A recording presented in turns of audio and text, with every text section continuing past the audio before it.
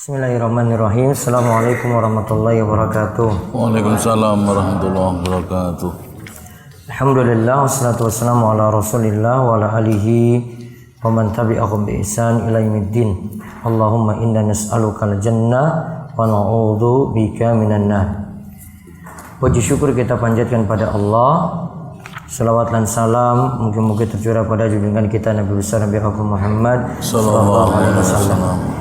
Baik Bapak sekalian, pada kesempatan pagi hari ini kita dimudahkan lagi untuk duduk sejenak untuk mengkaji hal-hal penting dalam agama kita ini demi menjaga ilmu. Mudah-mudahan kita diberikan ilmu yang bermanfaat, diberi taufik beramal soleh, dan Allah Subhanahu wa taala memberikan kepada kita hidayah untuk terus berada dalam kebaikan. Amin. Baik, kali ini kita akan lanjut lagi kitab Bulughul Maram karya Imam Ibnu Hajar Al-Asqalani, di mana kita masih bahas dalam kitab As-Shalah. Di pembahasan kita kemarin terakhir sampai pembahasan sutroh.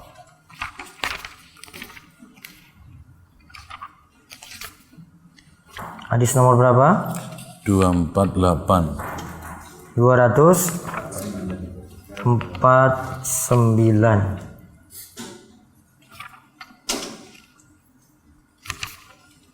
Ya, monggo dibaca.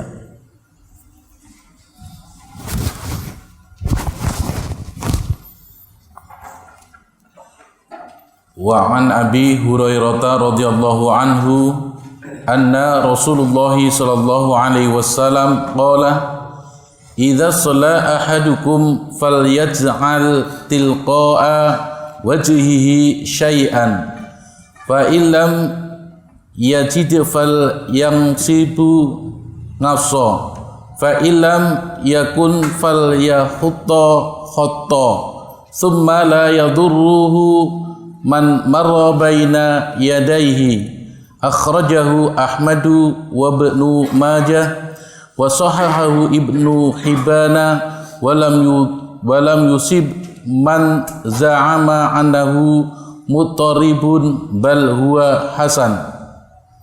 Dari Abu Hurairah radhiyallahu anhu bahwa Rasulullah sallallahu alaihi wasallam bersabda, apabila seseorang di antara kalian salat, hendaklah ia membuat sesuatu di depannya. Jika ia tidak mendapatkan, hendaknya ia menancapkan tongkat. Jika tidak memungkinkan, hendaknya ia membuat garis, sehingga dengan hal itu orang yang lewat di depannya tidak merusak solatnya. Dikeluarkan oleh Ahmad dan Ibnu Majah. Hadis ini sahih menurut Ibnu Hibban. Tidak benar orang yang menganggap hadis ini berkedudukan mutarib, namun yang benar hadis ini adalah hasan. Baik. Hadis ini menunjukkan bahwa kita diperintahkan kalau sholat itu menghadap sutra, seperti yang kita jelaskan pada pertemuan sebelumnya.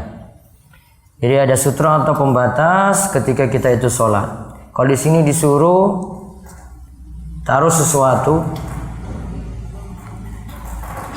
situ bisa sesuatu berupa tongkat, bisa juga berupa garis.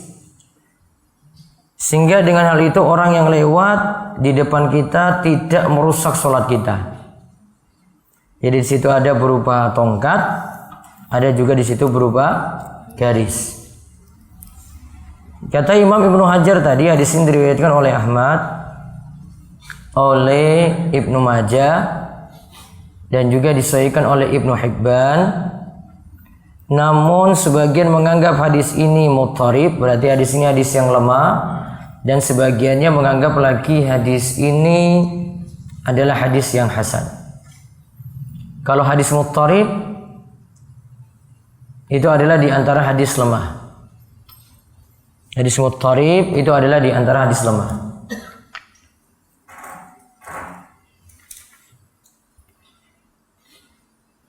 Walau alam kesimpulannya hadis ini dhaif. Kesimpulannya hadis ini dhaif.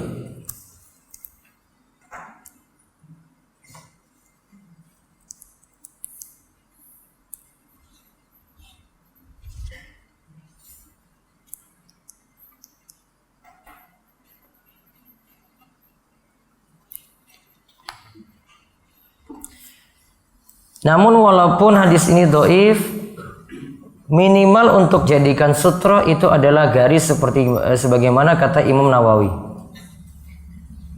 Karena nanti orang lihat untuk jadi pembatas sholat kemarin bisa berupa tembok, bisa berupa orang yang sholat, ya bisa berupa tembok, bisa berupa orang yang sholat. Paling minimal untuk dijadikan sutra adalah garis. Maka ada suatu yang tinggi,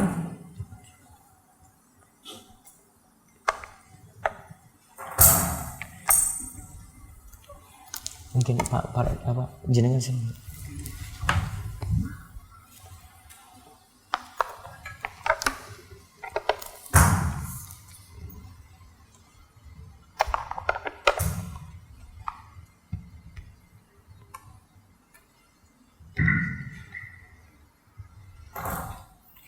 Bapak bisa maju lagi nanti kalau ada yang datang bisa ini, nggak terlalu jauh.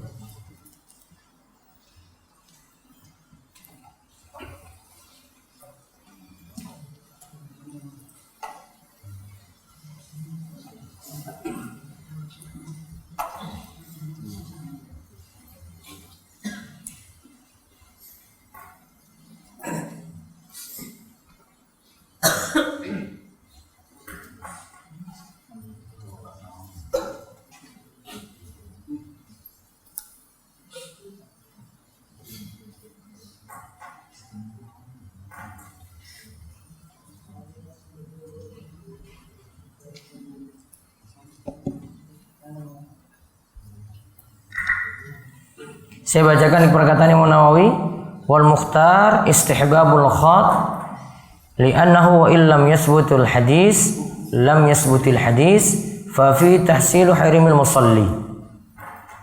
Yang jadi pilihan, walaupun untuk hadis yang bicarakan tentang sutra dari garis itu lemah,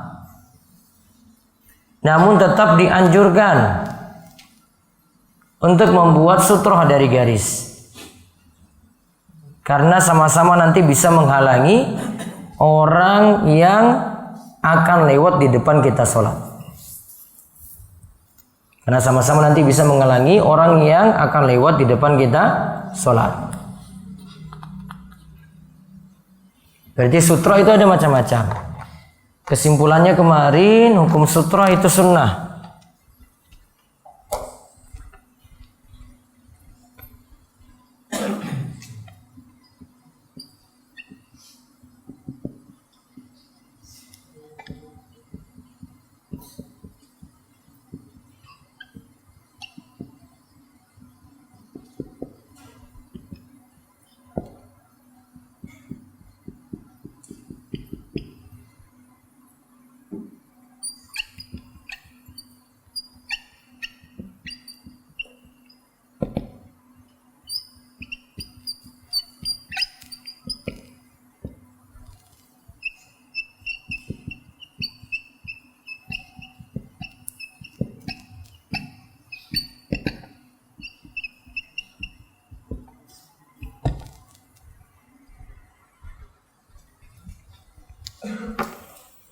Sutranya atau pembatal sholat, kalau kita sholat bisa berupa garis. Garis soft sudah masuk berarti. Sajadah depannya garis juga, berarti bisa masuk juga di situ. Tongkat, ya, seperti yang dilakukan oleh Nabi SAW juga bisa masuk. Tanpa mesti kita mengambil benda tertentu untuk dijadikan sutra.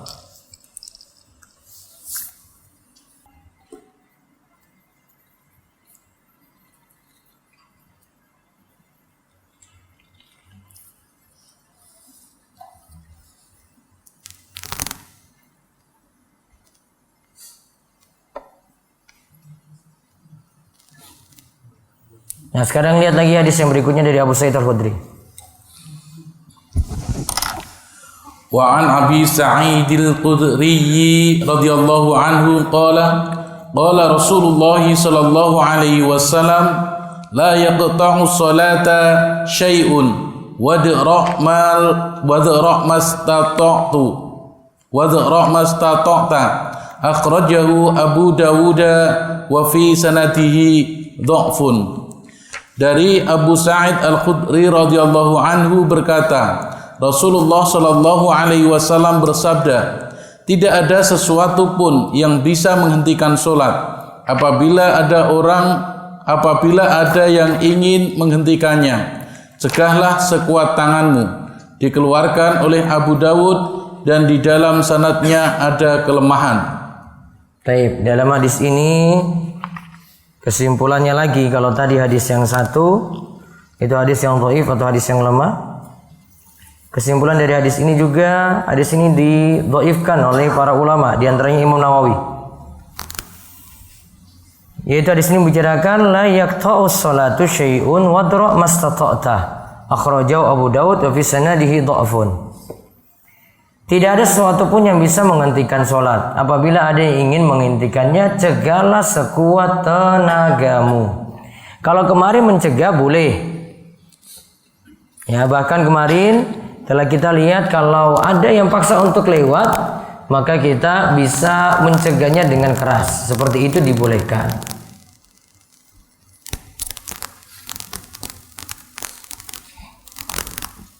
Kesimpulannya dari hadis ini,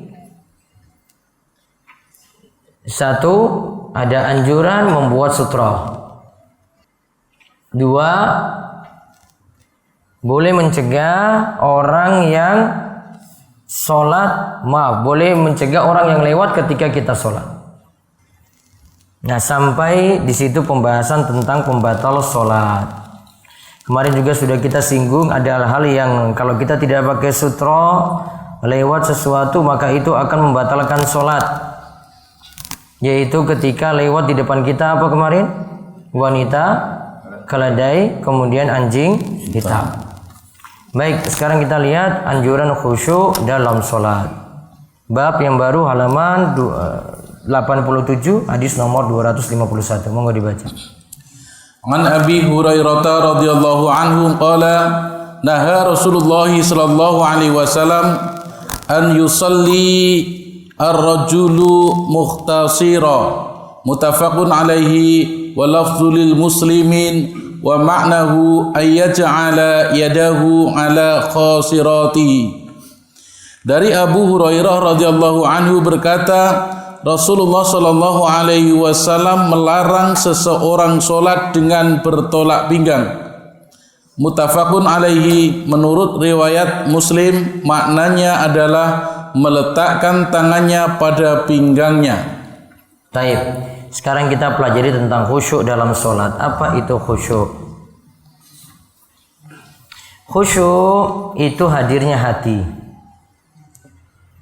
dan tenangnya anggota badan. Dan tenangnya anggota badan, saya ulang, khusyuk itu adalah hadirnya hati dan tenangnya anggota badan dari awal hingga akhir sholat. Dari awal hingga akhir sholat.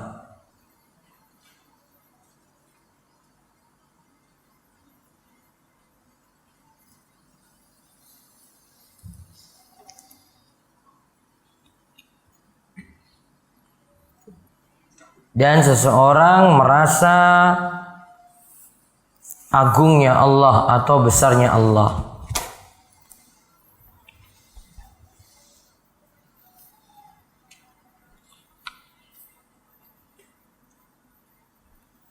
Nah, kata Syekh Abdullah Al-Fauzan, khusyuk itu berawal dari hati, kemudian diikuti dengan khusyuknya anggota badan.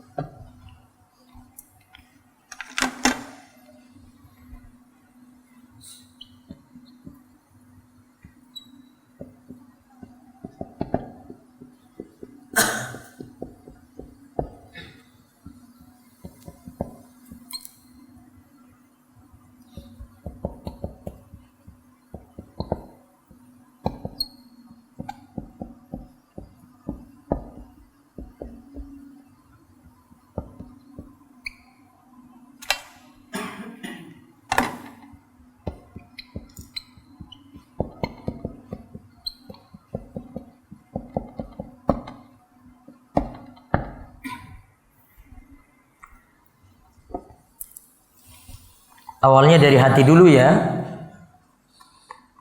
baru diikuti dengan anggota badan. Kalau awalnya dari hati itu tidak khusyuk, nggak mungkin yang lainnya itu ikut khusyuk. Baru nanti anggota badan, ada telinga, ada penglihatan, kepala, sampai ucapan juga nanti ikut khusyuk. Telinga, penglihatan, kepala, anggota badan yang lainnya sampai ucapan juga ikut khusyuk. Berarti awalnya dari mana? Hati. Dari hati.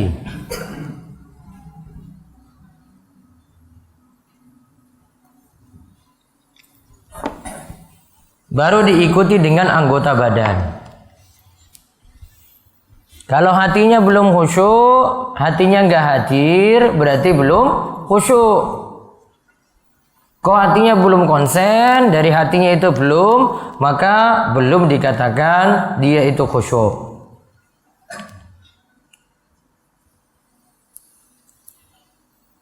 Seperti misalnya Rasulullah SAW pernah berdoa ketika ruku, Allahumma laka raka'tu wa bika amantu wa laka aslamtu khasya'a laka sam'i wa basari wa makhi wa adhami wa asabi wa mastaqalla bihi qadami.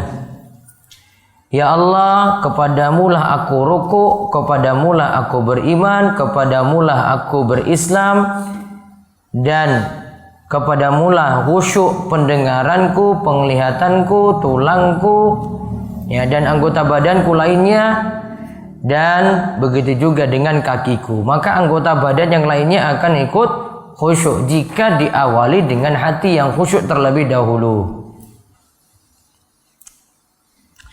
Dan khusyuk kata para ulama merupakan ruh dan inti sholat.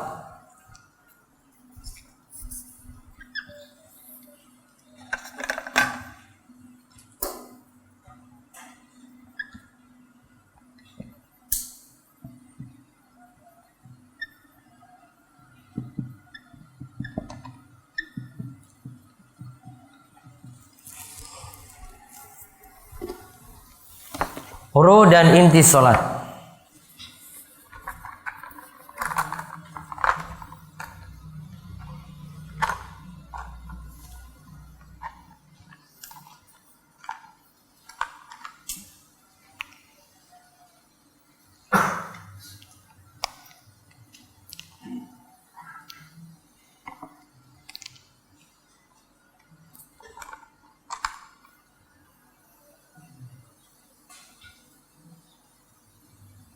Hukum khusyuk sepakat ulama adalah sunnah.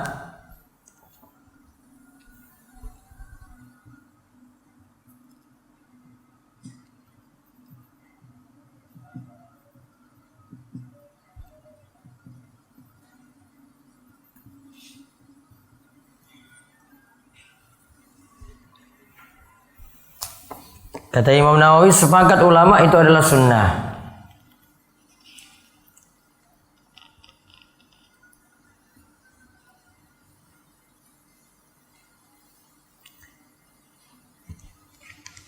Lalu para ulama katakan sebab khusyuk itu ada dua macam. Sebab khusyuk itu ada dua macam.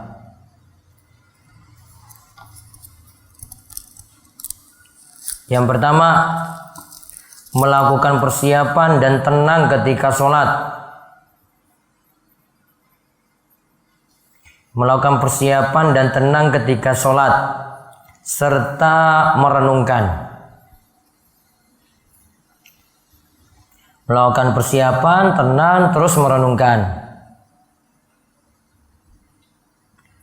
Kemudian yang kedua, menghapus segala gangguan ketika sholat.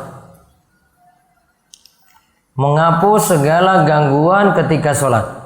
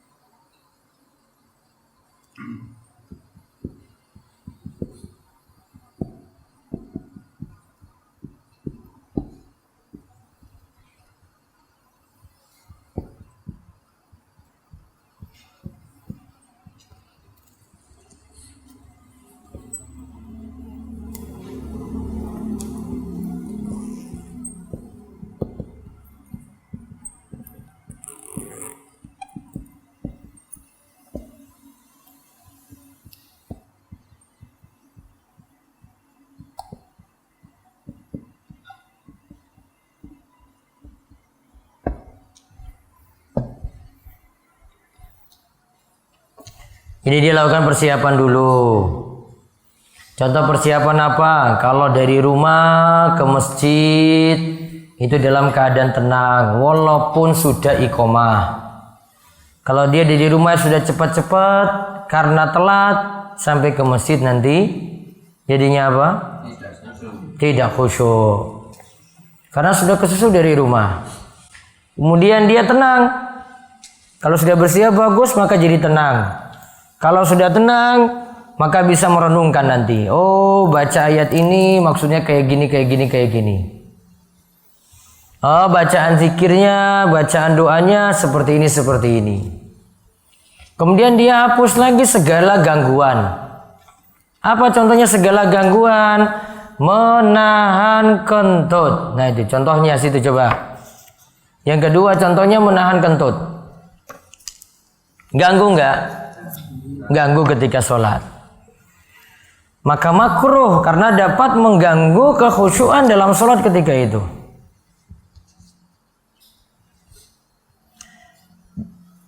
Dan kita pakai sutroh tadi disebutkan oleh Imam Ibnu Hajar tadi, sebelum kita sholat kita pakai sutroh, menunjukkan bahwasanya sebelum sholat kita sudah lakukan persiapan. Dan sutroh ini tujuannya supaya tidak ada gangguan-gangguan. Nih dia sholat, terus ada pembatas.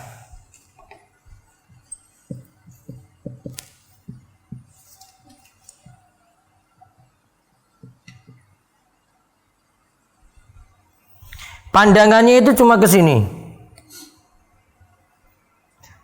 Maksimal kalau dia pandang itu nanti ke sini. Iya tak? Dia tidak lompat dari sini. Maka lebih fokus dia ketika sholat. Kalau ini nggak ada, pandangannya bisa mana-mana. Oh nanti kancane lewat, dia lihat lagi. Oh kui Pak Sopo ya. Ya, karena nggak ada sutra. Oh ini Pak sudah lagi teko datang. Iya, misalnya. Dia lihat lebih dari pandangan sutra tadi. Namun kalau sutra sudah dibatasi. Jadi dia hanya pikirannya di depan dia aja. Fokus di depannya. Gak sampai lompat keluar dari itu. Kalau sutra atau pembatas gak ada. Dia bisa pikirannya kemana-mana. Ada kucing lewat. Wah kucingnya sopo. Gawo iwa. Wah jangan-jangan ini kucing ngambil ikan dari tempat saya gitu. Nah, jadi nggak konsen. Jadi kunci pokok dari bisa khusyuk adalah satu tadi, bersiap, terus apa? Tenang dan bisa merenungkan. Terus yang kedua, hilangkan gangguan. Kalau gangguan dihilangkan, maka nantinya bisa khusyuk dalam sholat. Dan Imam Ibnu Hajar sebutkan beberapa kiat khusus di sini dengan menyebutkan hadis. Coba lihat tadi hadis yang pertama. Disebutkan Rasulullah SAW melarang dari sholat mukhtasiran. Ada lanjutan riwayatnya di bawahnya. Riwayat Bukhari. Coba wafil Bukhari 252 di bawahnya. Wafil Bukhari radhiyallahu wabil Bukhari an Aisyah radhiyallahu anha anna dzalika fi'lul yahudi fi salatihim. Menurut riwayat Imam Bukhari dari Aisyah radhiyallahu anha bahwa sesungguhnya demikian itu merupakan perbuatan orang Yahudi dalam sembahyangnya. Nah itu, atau diganti dalam sholatnya atau dalam sembahyangnya. Kalau di hadis dikatakan sembahyangnya. Mereka juga punya cara sembahyang atau cara sholat sendiri. Nah lihat, Rasulullah SAW melarang dari sholat mukhtasiron. Apa keterangan dari Ibnu Hajar tadi? Disebutkan meletakkan tangannya pada pinggang. Pinggang mana coba pinggang?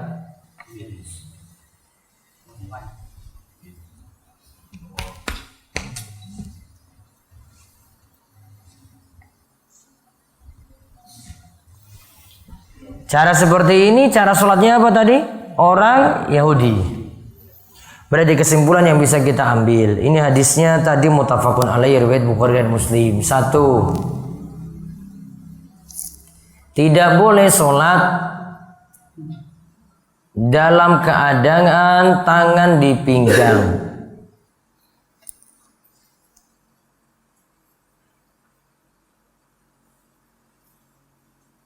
Tidak boleh sholat dalam keadaan tangan di pinggang.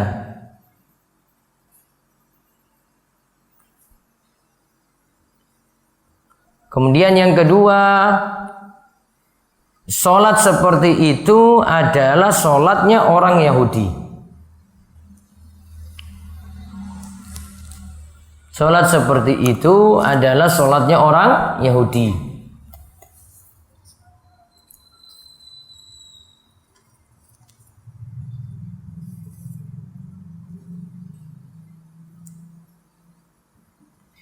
Dan keadaan ini nggak stabil ini.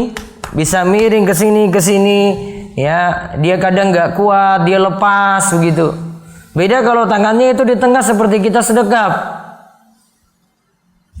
Dan ini jadi dalil juga yang ketiga, orang Muslim dilarang tasyabbuh.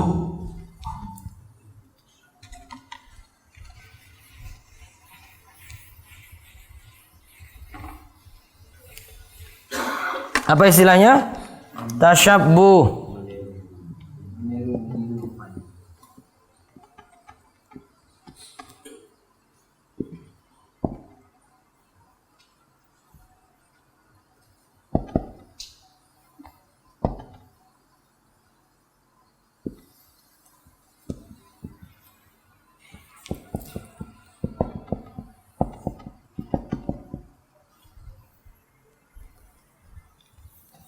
Tasyabbuh atau meniru-niru praktek cara ibadahnya non-muslim.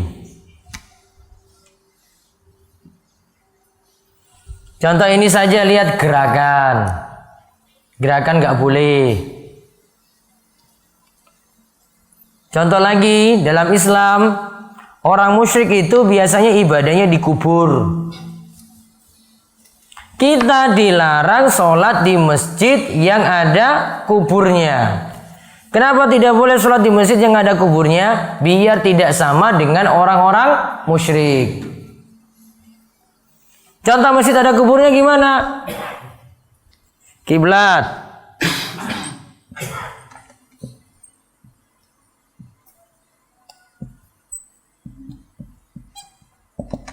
Kuburnya sebelah barat. Apa kuburnya di sini? Apa kuburnya di sini? Apa kuburnya di sini? Atau ada yang di dalam shop? Orang sholat itu hadap itu, menghadap kiblat. Biasanya ini tanah pewakaf. Mau meninggal dunia dia wasiatkan, tolong saya dikubur di tanah wakaf saya, masjid itu. Dibuatlah kubur, ditaruh di sebelah barat. Ya, nggak boleh. Kenapa tidak boleh? Sholat di masjid ada kubur mirip dengan ibadahnya orang-orang musyrik. Dilarang tasyabbuh. Walaupun kita lagi beribadah sholat kepada Allah, namun dianggap mirip. Kok kamu sama ibadahmu dengan orang musyrik? Itu diantara hikmahnya. Contoh lagi, kita kalau sholat tidak boleh ketika matahari terbit, tidak boleh ketika matahari tenggelam. Kenapa? Orang-orang musyrik beribadahnya ada seperti itu ketika matahari terbit, ketika matahari tenggelam. Kita tunggu dulu 15 menit setelah matahari terbit. Sekarang 5.30 matahari sudah terbit. Namun tunggu dulu 15 menit. Berarti 15 menit lagi baru rampung ngaji.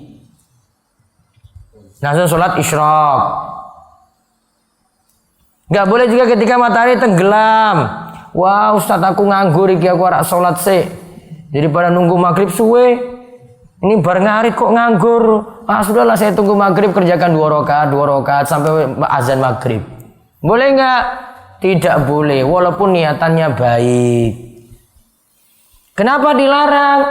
Nanti menyerupai ibadahnya orang musyrik yang menyembah matahari. Dan ketika matahari terbit dan tenggelam munculnya 2 tanduk setan.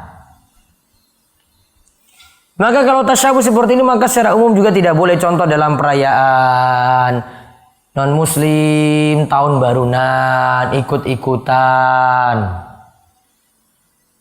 Kan dalam Islam nggak ada kenal kayak gitu. Ya kan?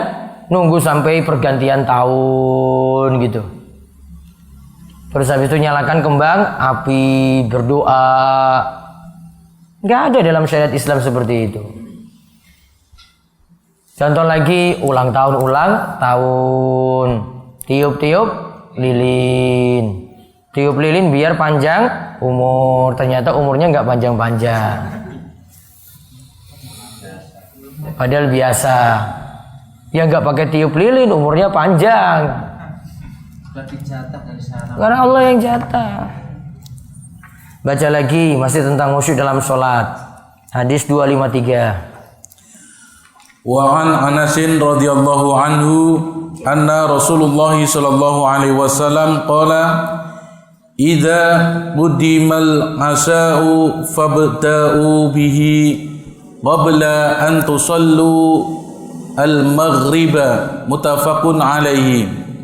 Dari Anas radhiyallahu anhu sesungguhnya Rasulullah sallallahu alaihi wasallam bersabda, apabila makan malam telah dihidangkan, maka makanlah dahulu sebelum sholat maghrib. Muttafaqun alaihi. Lihat dari Anas radhiyallahu anhu, Rasulullah SAW bersabda, idza quddimal asya'u, jika makan malam sudah disajikan. Berarti kalau belum. Ini belum berlaku. Kalau makan malam sudah disajikan, fabda'u bihi, maka mulailah menyantap makanan tadi. Qabla an tusallu, sebelum kalian itu sholat, yaitu sholat maghrib.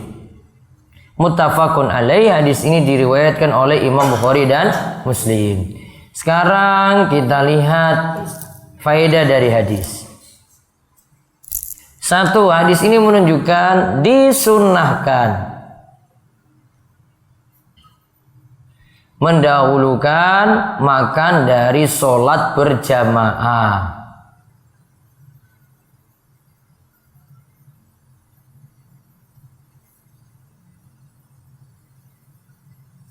Dan bukan hanya berlaku untuk sholat maghrib. Karena dalam hadis yang lainnya Nabi SAW katakan, la sholata bihadrati ta'am, tidak ada sholat ketika makanan sudah tersaji.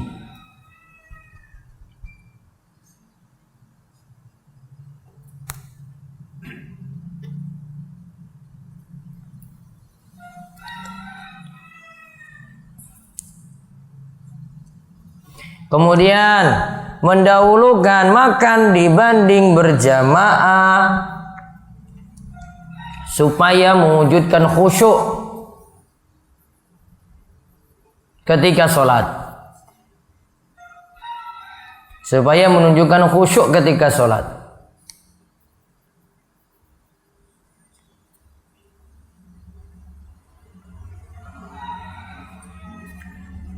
Makannya perlu buru-buru enggak? Hah? Wah, iki wis iqomah. Hah? Atau nyantai aja? Sudah iqomah ya wis, pelan gitu. Ya, perlu nggak cepat-cepat? Nggak perlu juga. Berarti faedah yang ketiga, makanan tidak perlu disantap cepat, walaupun telah telat. Kemudian faedah yang keempat, ini bukan menunjukkan kita meremehkan sholat. Ini bukan menunjukkan kita meremehkan sholat. bahkan untuk mengagungkan sholat. Bahkan untuk mengagungkan sholat.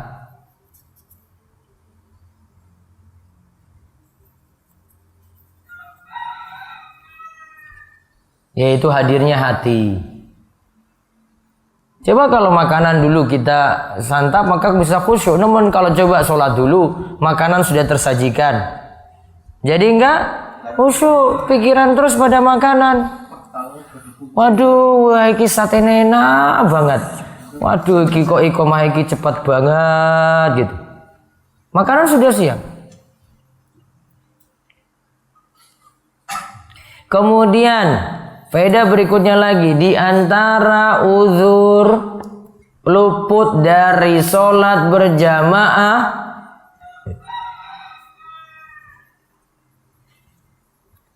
adalah mendahulukan makan. Di antara uzur yaitu luput dari sholat berjamaah. Termasuk juga yang ingin mengerjakan sholat di awal waktu. Uzurnya di antaranya karena makanan sudah tersediakan. Terus faedah yang berikutnya lagi, jika makanan belum tersaji, maka tetap mendahulukan sholat. Jika makanan belum tersaji, tetap mendahulukan sholat. Terus faedah yang terakhir, kalau waktu begitu sempit untuk sholat, barulah mendahulukan sholat daripada makan.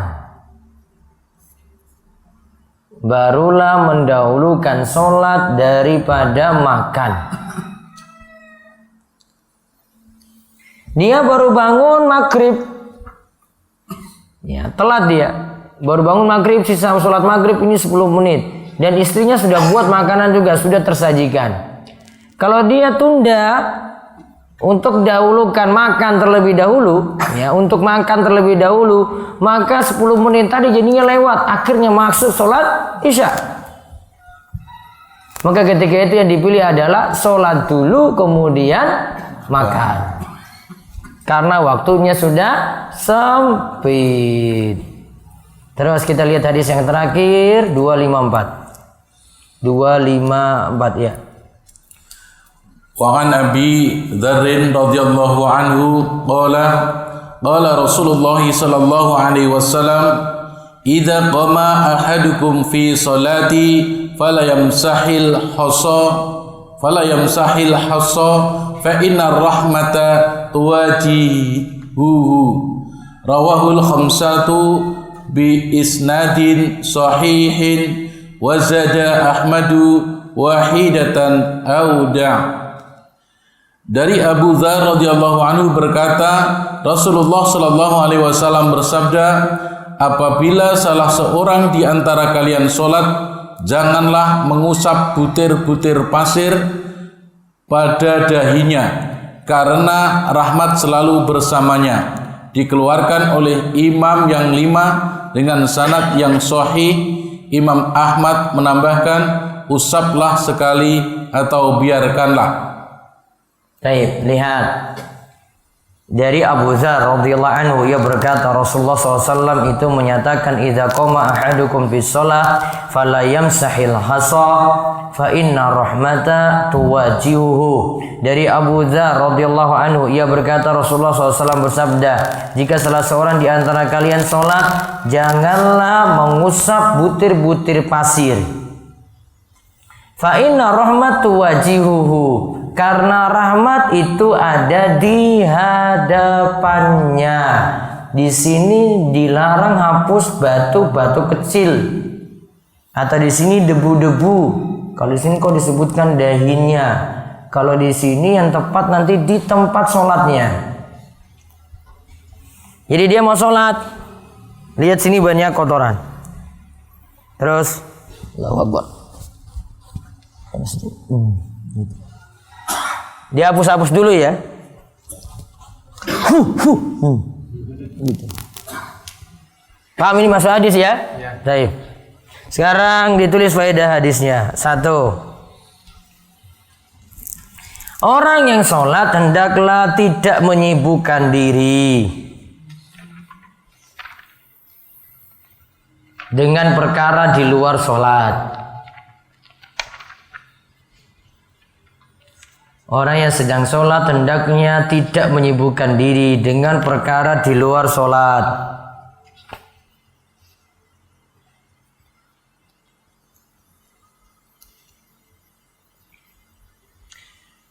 Karena menghapus debu seperti dalam hadis termasuk main-main.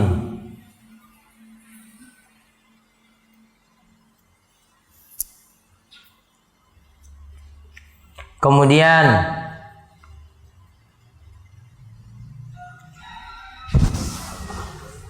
di sini menunjukkan lagi masjid di masa Nabi SAW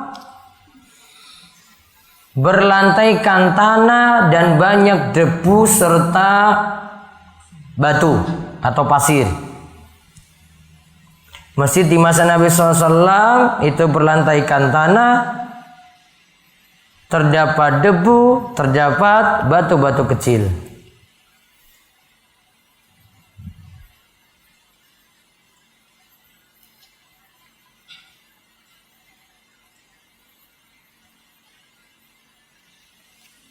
Kemudian faedah yang lainnya lagi. Kecuali ada kotoran yang membahayakan, maka tidak mengapa disingkirkan. Kecuali ada kotoran yang membahayakan, maka tidak mengapa disingkirkan.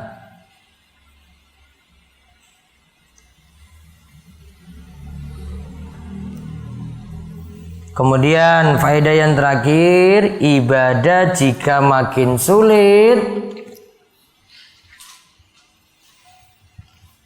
maka lebih banyak datang rahmat dan pahala. Ibadah jika makin sulit lebih banyak datang rahmat dan pahala. Wallahu a'lam bissawab. Sampai pada menghapus debu saat kita sedang sholat. Monggo jika ada pertanyaan. Ya.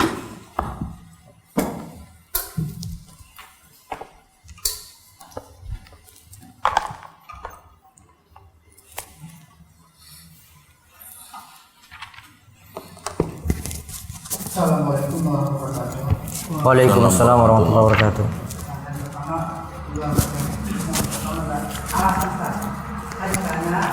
Ketika kita memelihara anjing itu kan katanya berkurang pahala. Alasan apa? Alasannya karena dalil bilang itu kurang pahala. Kalau tidak ada dalil nggak mungkin kita bilang seperti itu. Kenapa sampai berkurang? Wallahu a'lam. Siapa suruh pelihara anjing? Hanya itu jawabannya. Kita beragama nggak perlu sampai tahu cari alasan detail, hikmah detail, nggak perlu. Dalil saja sudah cukup. Orang Islam itu beramal itu pokoknya dengan dalil dia patuh. Sami'na wa ata'na. Nggak perlu dia tanya panjang lebar. Kenapa ketika sujud kok nggak boleh hapus-hapus ya debu di situ? Sudah manut saja pada dalil. Jadi kalau manut pada dalil sudah dilaksanakan kayak begitu, selesai. Kenapa kok sholat kok tangannya sedekap? Kenapa nggak diturunkan saja? Sudah manut pada dalil. Mau ngapain lagi kalau kita tidak manut pada dalil? Justru lagi diuji seperti itu. Ada orang yang mau patuh ya, atau tidak? Ada orang yang mau patuh atau ada orang yang mau ngil-ngilan dengan dalil? Kan gampang. Kita patuh pada dalil. Patuh pada dalil. Iya. Kedua tadi katakan bahwa makan itu sunnah. Makan dulu sebelum sholat berjamaah sunnah. Kalau makanan sudah tersediakan, ya. Maka jadi uzur ketika ada makan. Demi tercapainya khusyuk dalam sholat. Ada lagi? Ya. Assalamualaikum warahmatullahi wabarakatuh. Waalaikumsalam warahmatullahi wabarakatuh. Ustaz, saya mau bertanya, apa hukumnya sholat dalam keadaan diri kita berbau-bau? Berbau? Bau. Dihapus dulu bau-bawangnya, kemudian sholat, terutama sholat berjamaah. Kalau misalnya nggak sempat itu Nggak sempat, disempetin. bagus. Ya, itu sebentar saja hilangkan bau mulut tersebut. Terus. Assalamualaikum warahmatullahi wabarakatuh. Waalaikumsalam warahmatullahi wabarakatuh. Tadi Ustaz menyampaikan atau di buku-buku malam ini kalau sholat tangannya dipinggang ini menyerupai orang Yahudi. Sekarang pertanyaan banyak sekali kita jumpai bahwasanya tangan itu kadang-kadang hanya di sini. Ini apakah itu sholatnya juga menyerupai orang Yahudi? Mohon penjelasannya. Iya, coba tadi tangannya gimana? Biasanya kan Ah, di pinggang yang orang Yahudi. Kalau di situ posisinya kurang tepat. Gimana? Sakit. ya kurang tahu. Sekarang masih banyak yang Ya di tengah. Coba tengah. Ah. Sudah seperti itu. Ya mungkin dia sebelah sini sakit, dia tahan-tahan. Gak tahu alasannya apa. Oh, berarti kalau orang sholat pas tangannya di sini perutnya sakit atau Wallahu alam, buat tanya dah. perutnya sakit itu mungkin perutnya Ya mungkin. ya. Jadi kita husnuzon aja ya. Husnuzon. Ya, terima kasih. Yang kedua tadi masalah sholat itu dilarang itu dekat kubur. Sekarang kalau di Dilarang? Ya, dilarang sholat itu masjid dekat kubur gitu kan? Masjid satu dengan kubur. Iya. Nah sekarang kalau namanya tadi keadaan darurat, ini sudah waktunya sudah mepet, pas lewat kebetulan masjid itu kan dekat kubur. Sekarang kita Bukan masjid dekat kubur, masjid jadi satu dengan kubur. Coba diulang kalimatnya. Beda dong. Iya. Masjid serak kubur. Iki wes ono pager. Ini kubur semuanya ini. Enggak masalah. Kalau ini satu jadi setunggal, sak pager. Beda. Ya seperti di masjid rumah itu ya. Nah kalau di masjid rumah itu kan ada pagernya cuma di luar kubur itu. Kalau di rumah itu saja Satu dengan masjid enggak? Ya pokoknya di luar tembok gitu loh. Memang di luar tembok gitu. Tapi satu pagar enggak, pintu masuknya sama enggak dengan pintu masjid? Sama. Ya sudah berarti. Enggak boleh. Jadi satu. Kita lihat di Jogja itu juga ada. Nah, terus kenapa? Pertanyaannya? Pertanyaan kan itu tadi kan darurat. Kita masih boleh kan sholat di situ. Kalau ada masjid lain, cari masjid lain. Lah, Kalau enggak sholat bukan di masjid itu, sholat pinggir jalan gitu. Semua tempat di muka bumi boleh digunakan untuk sholat kecuali dua tempat. Tempat pemandian, terus yang kedua kubur. Tempat lain berarti boleh.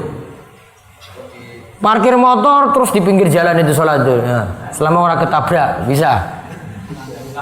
takutnya nanti kalau ada harimau lewat kan masih tak selamat.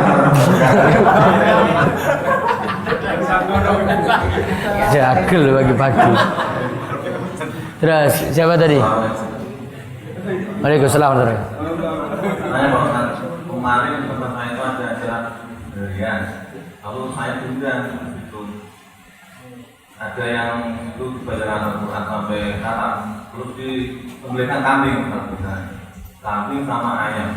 Terus ayamnya setelah selesai para jemaah itu baca Al-Quran sampai selesai, lalu ayam dan kambingnya itu dibuat berduri, ditaruh di nampak besar itu, kepalanya kambing itu ditaruh di atas nampak, lalu ada Pak Kami itu berduri di situ. Terus pertanyaan saya, apa itu dari kambing tadi sama ayam itu dibagi kepada para yang tamu undangan itu? Pertanyaannya apakah itu halal, Ustaz? Saat disembelih halal. Saat disembelih halal kan? Siapa yang sembelih? Pak kaum? Muslim enggak pak kaumnya? Insya Allah. Nah, kalau muslim ya sudah selesai berarti. Halal ya? Cuma masalahnya acaranya saja. Kalau nggak mau makan ya nggak apa-apa, mau makan juga boleh. Karena dagingnya itu masih disembeli ya dengan cara yang benar. Kalau yang nyembeli nggak sholat nggak boleh. Pak kaumnya sholat kan? Kalau pak kaumnya sholat boleh. Hanya sekarang kamu nggak sholat. Hah? Sholat, rajin sholat no. Ya mungkin tempat jenengan yuk, kene yo rajin. Saya bareng-bareng Pak. Terus. Assalamualaikum warahmatullahi wabarakatuh. Waalaikumsalam warahmatullahi wabarakatuh. Mau tanya Pak, yang saya tanyakan itu tadi masih pembahasan dahulukan makan sebelum sholat. Kalau masih ada bagian makanan yang tersisa di mulut itu biasanya dari mengurangi kekhusyuan. Apakah itu termasuk apa ya? Wudunya kumur-kumur mboten. Itu dibatalkan sholatnya atau? Oh, jenengan pas sholat terus udah rasa-rasa sesuatu gitu. Kalau bisa dilepeh ya dilepeh. Tempelkan yang lampu. Nah, Aku sama lu Pak.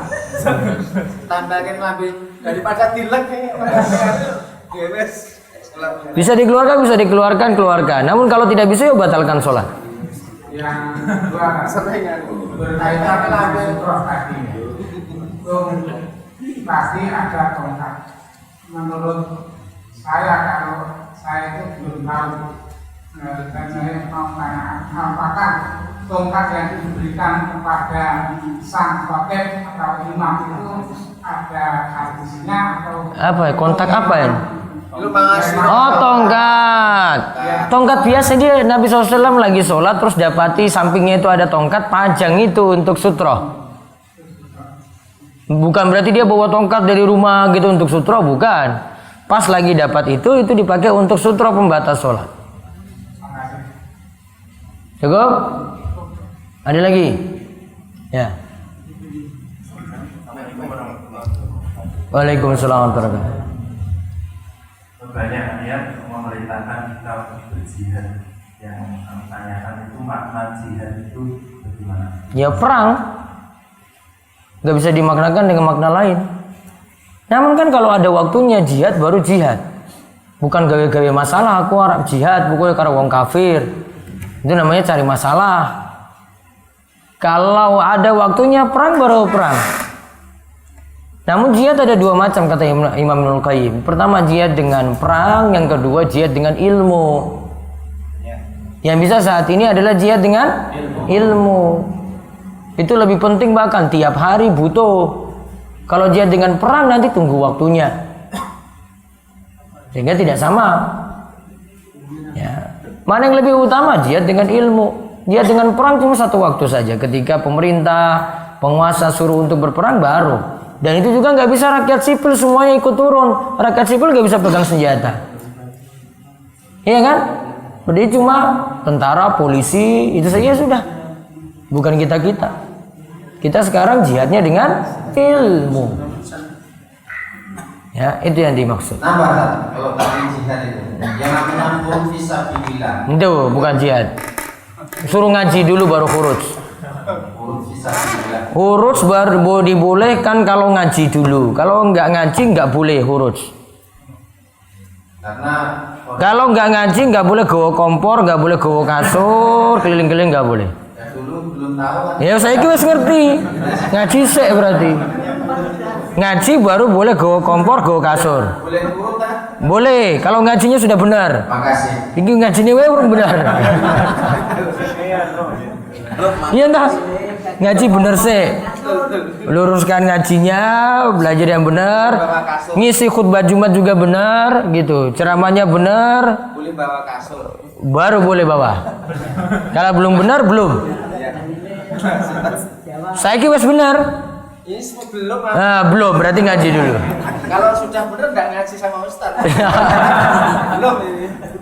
Maka ngaji terus Ustaz. Iya. Insyaallah. Baik, itu saja kita cukupkan. Kita tutup kalian doa kafaratul majlis. Subhanakallahumma bihamdika asyhadu an la ilaha illa anta astaghfiruka wa atubu ilaik. Assalamualaikum warahmatullahi wabarakatuh.